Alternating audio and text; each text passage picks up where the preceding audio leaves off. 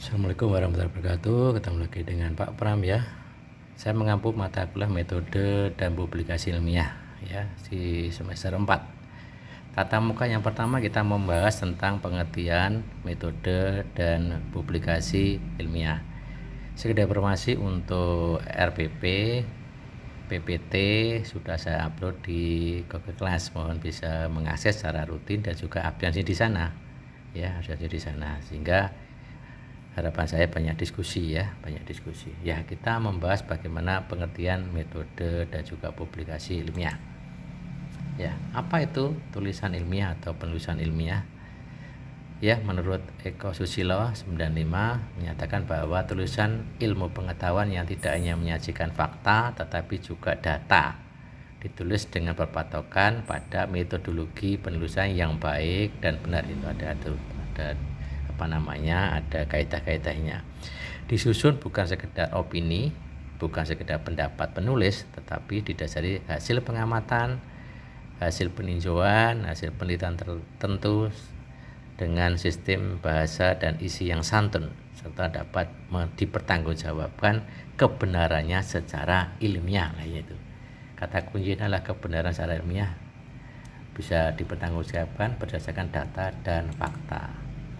Nah, tentunya ada ciri-ciri ya, di ciri-ciri publikasi ilmiah atau metode ilmiah. Yang pertama, tulisan ilmiah harus objektif, ya, objektif. Yang kedua, tulisan ilmiah harus sistematis, berpola. Tulisan ilmiah harus netral, tanpa ada kepentingan. Tulisan ilmiah juga menyajikan fakta dan juga data.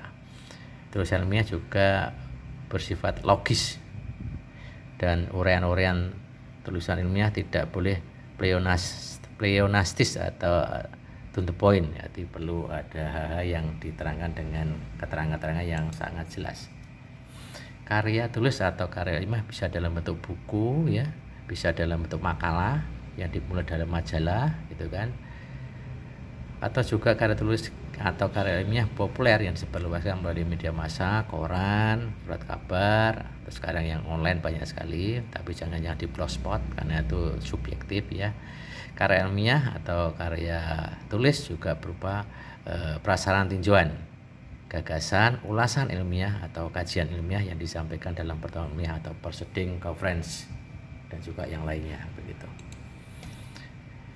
Kerangka penulisan buku ya, kita coba angkat. Ada kerangka penulisan buku adalah bagian awal, bagian inti, dan bagian akhir. Tentu ada bagian awal itu adalah judul ya, judul, lalu juga ada abstrak, kata pengantar, daftar isi, daftar tabel, daftar gambar, dan juga yang lain-lainnya. Atau juga kata pengantar itu bisa dari beberapa tokoh-tokoh yang terkenal. Bagian inti itu ya, dia dilanjutkan untuk kerangka penulisan ada bagian awal, bagian inti, dan bagian akhir. Ya, di bagian awal kita akan menyampaikan tentang judul ya, kata pengantar, abstrak, daftar isi, daftar tabel, daftar lampiran, dan juga beberapa yang diperlukan. Kemudian yang kedua adalah bagian inti. Bagian inti adalah menyangkut tentang pendahuluan ya, tinjauan pustaka atau kerangka pemikiran, nanti akan kita ulas satu-satu ya, dan juga objek penelitian, pembahasan, dan juga penutup. Sedangkan yang bagian akhir adalah daftar pustaka dan juga lampiran. Itu akan kita bahas satu-satu nanti ya. Oke, kerangka pemikiran. Kita coba kerangka penulisan makalah ya. Kerangka penulisan makalah juga ada bagian awal, bagian inti, dan juga bagian akhir.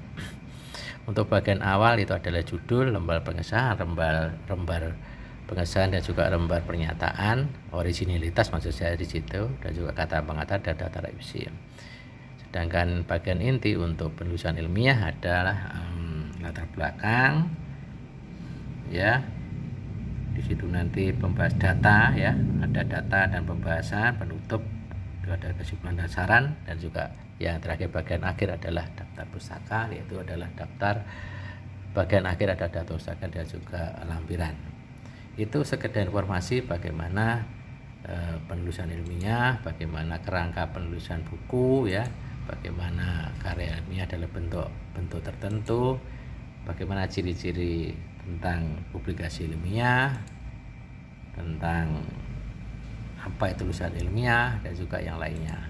Nah, semoga yang sedikit ini bermanfaat untuk mahasiswa.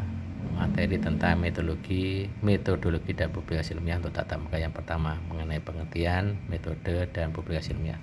Semoga yang sedikit ini bermanfaat. Terima kasih. Assalamualaikum warahmatullahi wabarakatuh.